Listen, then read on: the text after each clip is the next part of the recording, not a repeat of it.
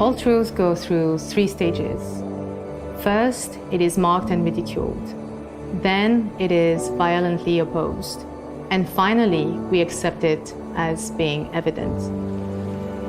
Slavery, women's rights, LGBTQ rights, gender equality, all movements went through these stages.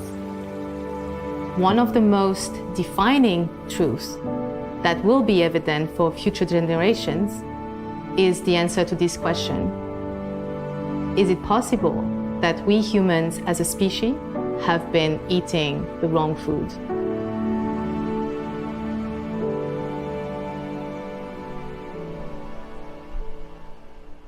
I was 16 when I traveled with my school overseas for the first time. We went to London and we had a great time. We visited the city. We had beautiful weather. At the end of that day, a teacher pulled me aside. And when I saw the look on his face, my heart stopped. And this is how I learned that my father died of cancer. Whenever I speak about this, people empathize and they share their own story and how they too have lost someone they love. A parent, a mentor, a friend. And as painful as it is, the truth is we have become so accustomed to this happening to us. It has become so common that we accept being sick and dying early as part of life.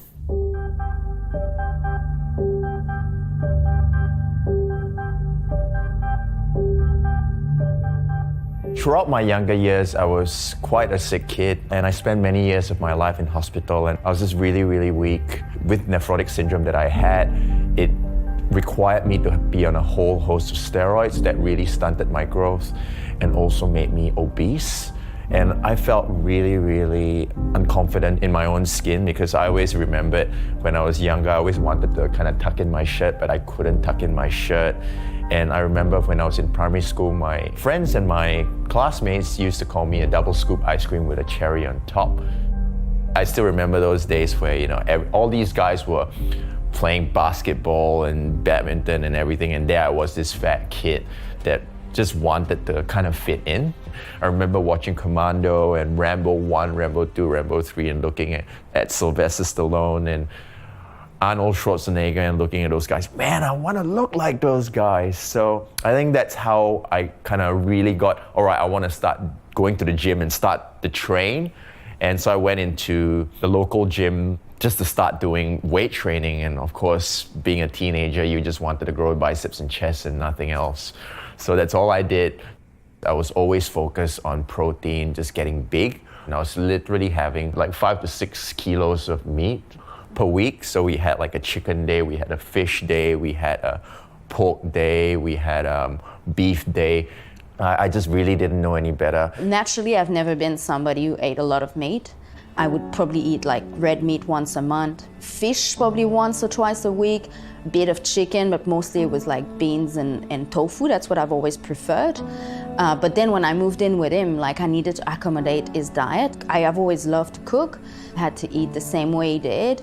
My digestive system was really bad. I felt I was retaining water. I felt like, I really didn't feel my best. and it was just, I remember training in the morning, like super early morning, and just feeling so lethargic. But because what I had, like I had like a steak for 5 a.m. we heated up a strip of steak with a knob of butter. Because we believed that carbs were bad. And I still remember when we went to the cafe and we had our bacon and eggs and we saw someone across eating fruits. And we're like, oh, look at that person. There's so much sugar in there. So it was just, we were just like, I don't know, we were just stuck in our own ways. And I just felt worse and worse and worse. If we look at the leading cause of death in the world, way more than wars, violence, and accidents, the leading cause of death is chronic disease. So disease like cancer, heart disease, strokes, diabetes, and these diseases together kill more than 30 million people every year. That's more than the entire population of Shanghai and Singapore combined together, or half of the UK, or more than the entire population of Australia dying of these diseases every single year. And when we look at these numbers, actually a really small fraction is caused by genetic predisposition, but more than 90% can be attributed to lifestyle choices, including diet. So here we are, running around, desperately looking for a cure to all these illnesses when the cure is in the prevention. Recently, a few years back, the WHO classified processed meat as a type 1 carcinogen. And in fact, it becomes worse for you when you do things like put it on a grill, cook it, or have it with your deli cold cuts in a sandwich. In spite of this WHO classification, there's been very little recognition around it. It hasn't really moved the needle in terms of what's available at your grocery store or what's available on your plate when you go to a restaurant. I think the way I was supplementing was to kind of fuel a nutritionally void and highly acidic and inflammatory diet. I had a lot of joint issues. I was big. I was probably a lot bigger than I am right now, but I had a lot of joint issues. I was quite lethargic. I couldn't really run at all. I remember when the tram was right over there and I had to run for the tram, I just let it go because I said, running is catabolic for my muscle mass, so I'm not gonna run. Really, in actual fact, I just didn't have the energy. Every single meal I felt bloated, I felt in pain. Just going for nice dates and nice places that I should have enjoyed, I was fearing going there. I knew I was feeling bad after, like it would just kill all the romance, all the fun that there should be around going to a nice place to eat, because I was just feeling so bad. So at what point did you decide to do something about it? So after about a year and a half of dating, I was like, I need to do something. And I saw on Facebook, there was a girl that I know. I just saw the pictures of her food, and it was like lots of fruits, and I couldn't believe. I was like, how can somebody just eat fruits for a meal? This is like too much sugar. It's not healthy. But she looked so good. Like her eyes were bright, her skin was beautiful. Like I was just like, I want to do what she does. I remember going to work and just buying a bunch of fruits as my lunch. I remember having like 2 or 3 bananas in a row and being like, oh my God, this tastes so amazing. I want that. And then I would say within a couple of days, most of my digestive problems were gone.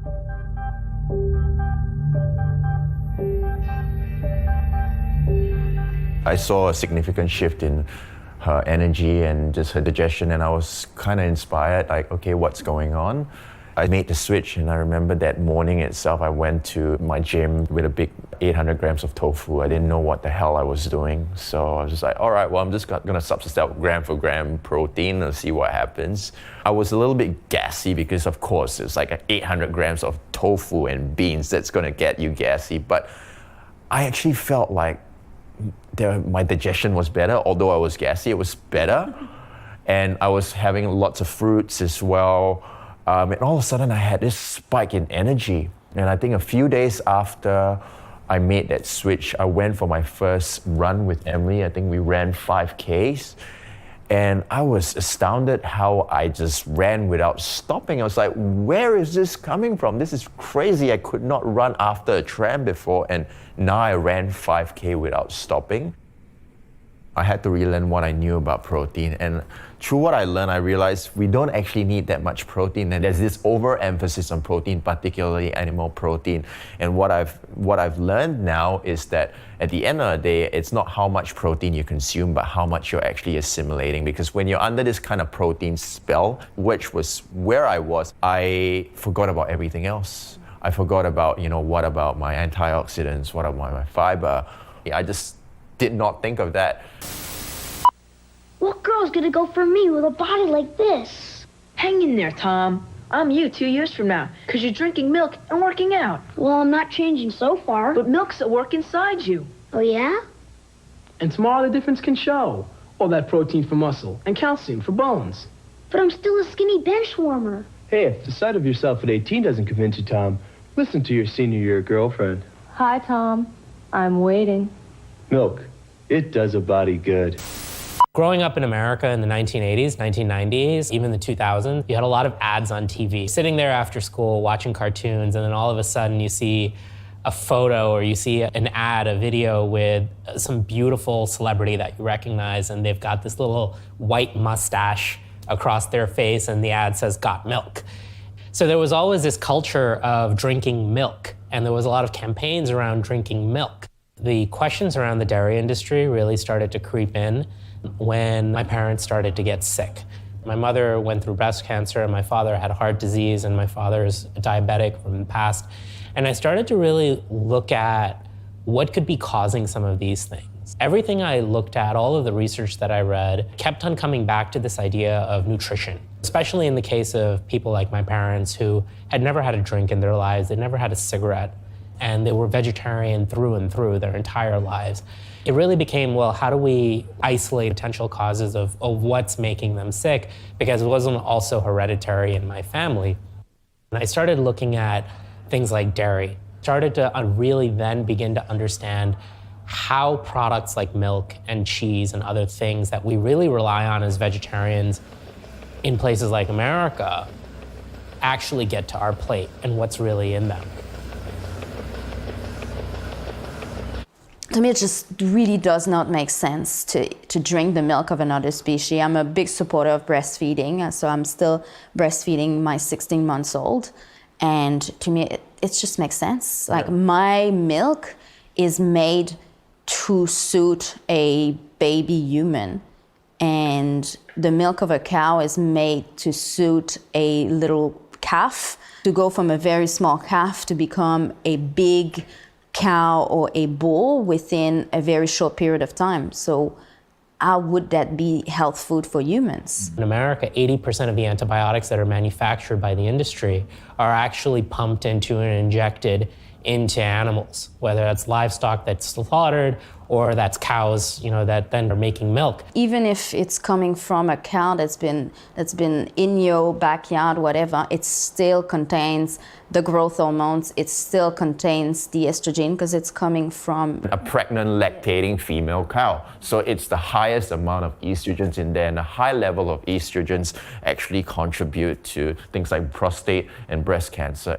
By nature, our digestive tracts, the length of digestive tracts, the pH in our body and the digestive enzymes in our mouth, we are carbohydrate digesting organisms. So when we actually consume a diet that's natural to us, we will thrive. I mean, not just thrive in the sense of health, but we'll perform better, we'll think clearer, we'll digest better. And there's so much science now and research showing that a plant-based diet also not just gets you healthy, but promotes long-term health and longevity as well. For me, it's about being around for a very long time and to be a granddad, maybe to be a great-granddad. If we look at the blue zones, places in the world where people easily reach 90, 100 years old, disease-free, one of the key factors that help them maintain a healthy lifestyle throughout their whole life is their diet. And their diet is more than 95% plant-based. I started changing my diet 17 years ago. I turned vegetarian. At that time, it was a very simple reason, just out of compassion for animals. And the one moment that shocked me was when I read about the United Nations reports about climate change and the livestock industry. That was a huge shocker. Animal agriculture is actually one of the biggest factors in terms of hurting the planet and also severely threatening the future of many generations and of the whole survival of mankind.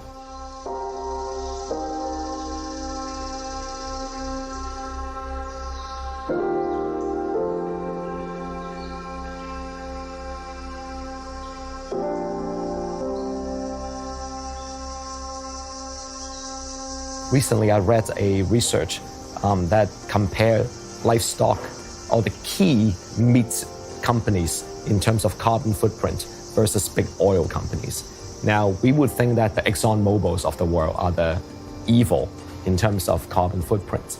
But shockingly, when you look at the top 5 meat companies, their combined carbon footprint is bigger than the top oil companies in the world.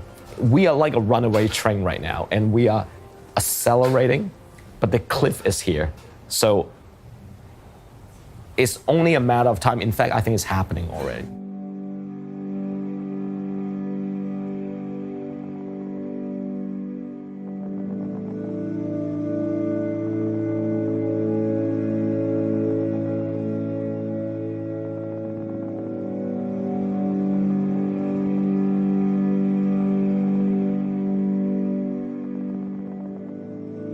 we can't ignore the fact that animal agriculture has a massive impact on the oceans. We've got these dead zones that are being created because of the incredible amounts of nitrogen being put into the oceans. We've got coral reefs bleaching and dying, and we have to acknowledge that animal agriculture is one of the leading causes of global warming.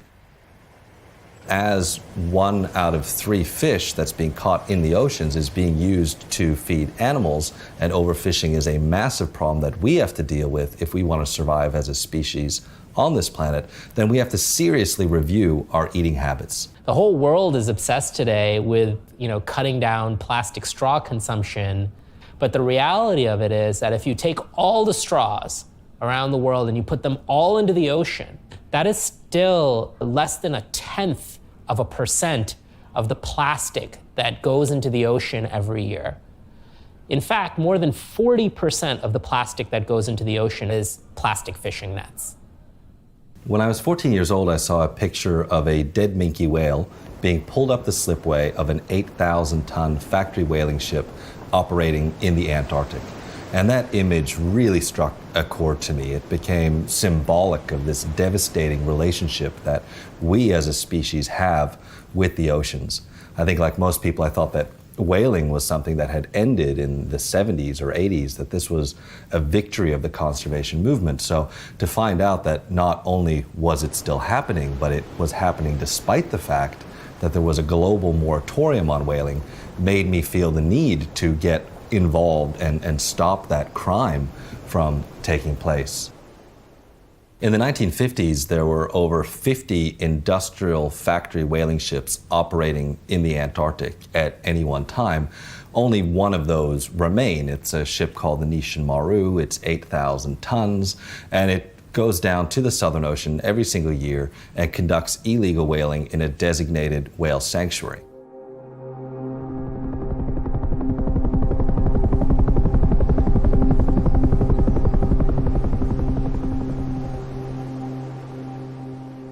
This is the vessel that I saw a picture of when I was 14 years old, and a vessel that had haunted my dreams ever since.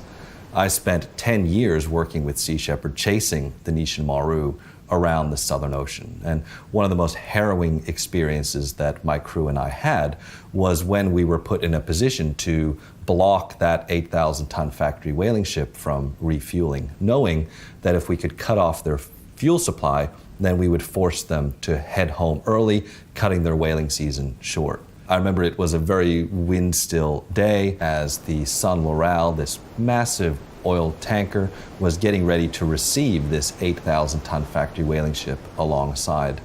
My crew and I essentially double-parked the tanker, telling this 8,000-ton factory whaling ship that if they wanted to refuel, they would have to go through us to do it, that they would have to sink us to take on fuel. That resulted in a 5-day-long confrontation where my vessel was sandwiched between these two massive ships, and ultimately this 8,000-ton factory whaling ship tried to push my vessel out of the way to take this position.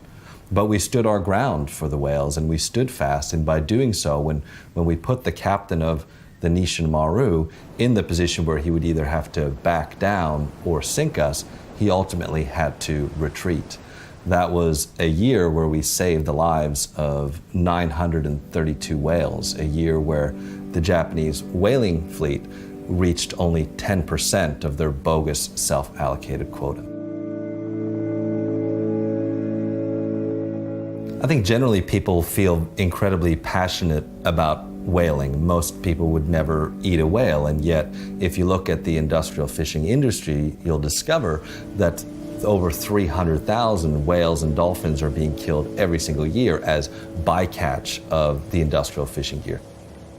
I think globally food systems are broken and challenged. Today we have 800 million people around the world that are malnourished or hungry or starving, yet we feed cattle that's then slaughtered for food for a much, much smaller minority of people. With knowledge comes power, and with power comes responsibility as well. And I believe that we need to have a collective mindset. It's no more about competition, because this earth provides sufficient for everyone. But it's really the greed that creates this disparity and this mentality of scarcity. I think there's a tendency in the West that whenever illegal fishing or overfishing is discussed, that fingers are pointed at China. Most of the tuna that's being taken out of West Africa is being taken out of West Africa by the European fishing fleet in order to supply the demand for tuna in the West. What I've seen firsthand working all around Africa in combating illegal, unreported, and unregulated fishing is this model that Noam Chomsky authored in terms of this is a transfer of so-called food from the needy to the greedy. And this demand that we have in the West, in wealthy countries for cheap, readily available fish is really leading to the seas being sucked dry out of waters where some of the world's poorest people are dependent on fish for their livelihoods. We as human beings today kill and consume 100 billion land-based animals every year. That's more animals that we kill every year than all humans that have ever lived on Earth. If you start adding up the fish in the sea that we take out of the sea every year, that's another 2.5 trillion. The United Nations Food and Agriculture Organization, the UNFAO, state that 90% of the world's fisheries are either fully exploited or overexploited. And if current trends continue, then by 2048, the world's major fisheries will be gone.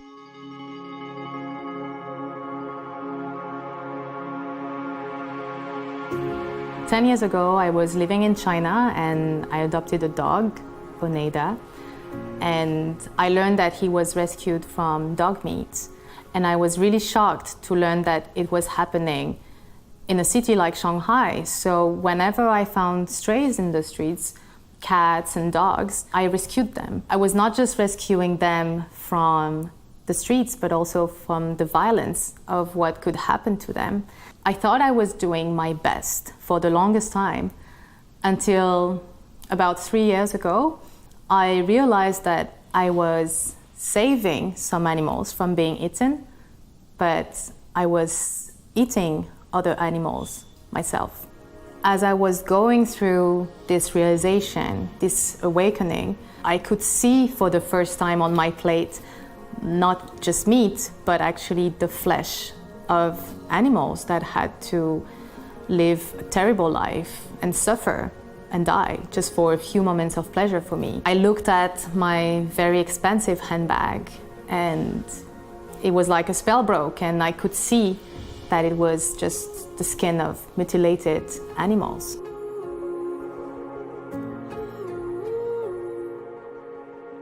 I lived in China about 10 years ago, and I remember buying a vintage fur coat, and I showed it to one of my Australian friends who just told me, "Are you aware that this might be like a cat or dog fur?" I was like, "What are you talking about? This is impossible." And she was like, no, here they do eat cats and dogs, and they do use the fur to make coats. And this is how I think I made the connection, because I was like, okay, I am able to wear a fox without caring at all, and I could not, like, even a second imagine wearing a cat or a dog coat because they're my friends and I grew up with them. I think that's the turning point where I completely stopped fantasizing about fur. I've decided to go cruelty-free because as a designer and influencer, I think it's our responsibility to act on something meaningful.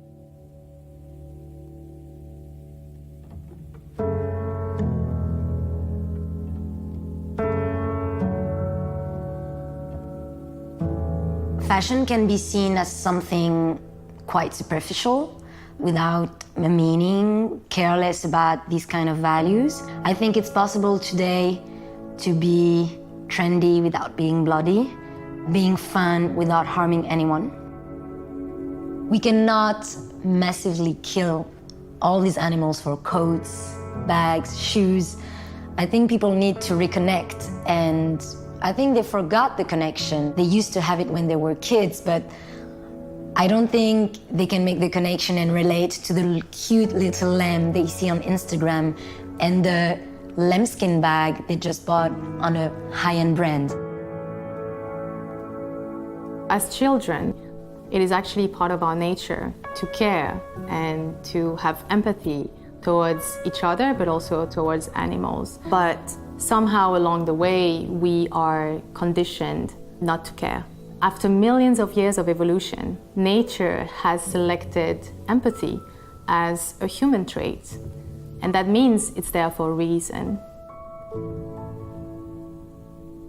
If we look at the egg industry, where only the females are valuable because they lay eggs, every other chick that is born that is not female, so the male, are considered a waste product because they won't grow fast enough to be profitable, and they also won't lay eggs.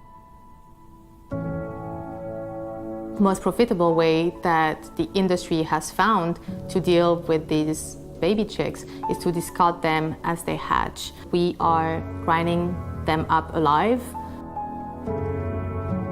gassing them, putting baby chicks in gas chambers.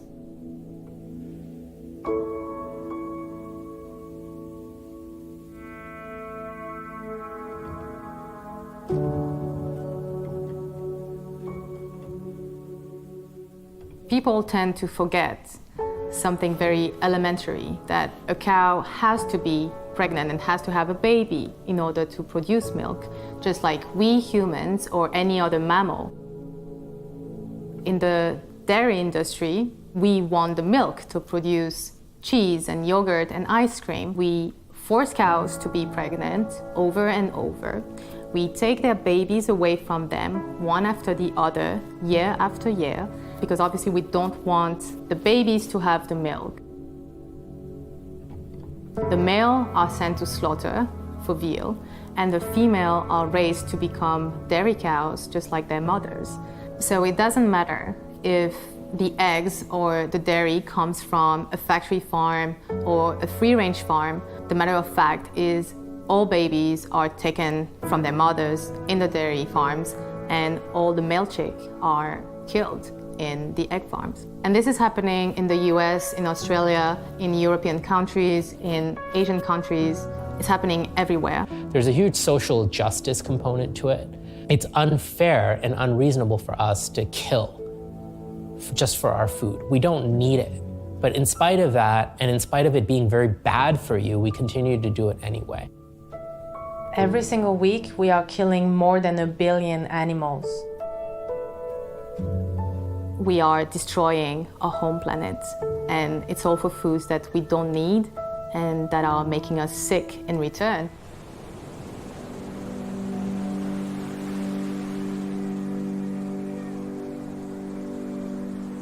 I think one of the reasons that people generally don't tend to care so much about fish is that the oceans are out of sight and out of mind for so many people.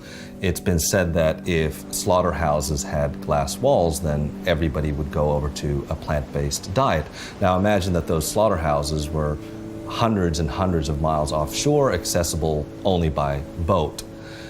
Fish don't have vocal cords, so their screams are silent, even though they have the same capacity to suffer as we do. But we also have to look at how language is used to justify slaughter. We go to the supermarket and we don't buy cow, we buy beef. We don't buy pig, we buy pork. And within the fishing industry, the language is chosen very specifically to make a disconnect between people and the products that they ultimately buy. We don't talk about the number of fish killed every single year. We talk about the number of ton of fish that's killed every year. We don't talk about fish being killed or hooked or netted. We talk about fish being harvested as if they were apples being picked off a tree in an orchard. And we don't talk about fish populations. We talk about fish stock as if they were simply taken off the shelf of a warehouse. So in one single sentence, you can talk about X number of ton of fish stock being harvested. It's no small surprise that there is a big disconnect between people and the fish they're eating. Well, the reality is, if we look at the urgency of the planet and the urgency of the whole macro issues, we should be turning our lifestyle upside down. People have emotional connection and relationship with food. Food is so much more than just filling our stomach or nourishing our body. It is social, it is emotional, it is cultural. One of the biggest challenges that I've faced my entire life is when I go out with friends and there's 0 or maybe 1 vegetarian option, and it's worse when it comes to vegan options. We need to improve the experience. If the world is going to become more sustainable, we need to really deliver on this idea of creating more plant-based options everywhere. I always say that for, ultimate health benefits, we should all be eating organic, whole foods every meal. Unfortunately, we live in urban societies. Most of us do not have time to cook. We may not even have farms around us. In the case of Hong Kong, in the case of many cities or many countries around the world, I think the food tech space plays a crucial role in this food revolution and protein revolution. We have been relying so much on animals to be the key protein or ingredients in our meal.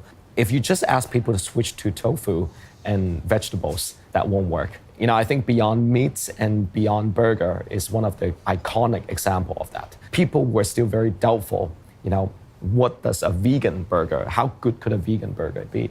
But now when any carnivore, or anyone for that matter, just get a bite of the Beyond Burger, majority, if not all of them, would say, hey, I can eat this every day. We work with a lot of these ingredients, plant-based chicken, plant-based burger, vegan eggs. Now, the ingredient itself is very exciting. We turn these ingredients into dishes that really can fit the local palates. Steamed buns or dumplings, ultimate comfort food for Asian people. To always understand that the ingredient is one part, but the recipe, what we do with it, and how to close that cultural gap or bridge that gap is critical in terms of shifting people behavior. I think to meet the urban lifestyle, also to meet the need that we have created, having these products is a good intermediate step. It certainly is an improvement over whatever meat products or processed meats that we eat. It's really our choice, what kind of world do we want to live in. Today, I view this opportunity for people to go plant-based or be more plant-based as probably one of the defining triumphs that we can have from a sustainability perspective.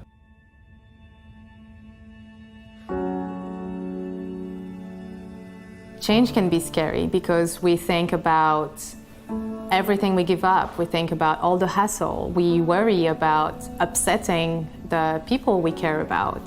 But actually, change is not about becoming someone else. And so when I changed the way I was living, I changed the way I was eating, but I became who I am.